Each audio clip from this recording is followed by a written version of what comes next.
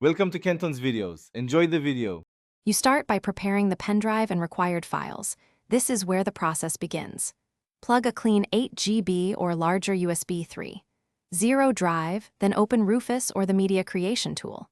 Select the Windows 10 ISO, pick GPT for UEFI or MBR for legacy depending on your laptop, and choose NTFS if ISO 4 GB. Once done, click Start.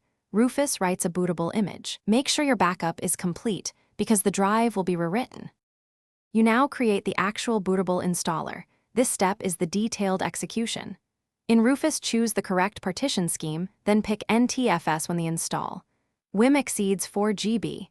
Use ISO image mode for most modern systems. Switch to DD only if the laptop's firmware rejects ISO boots. Click Start, accept any warnings, and wait until the status shows done.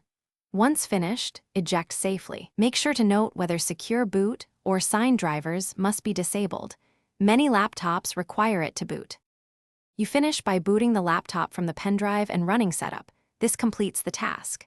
Enter the boot menu, select the USB UEFI entry, then follow on-screen prompts. Choose Custom Install for a clean system, delete old OS partitions if desired, and create new ones.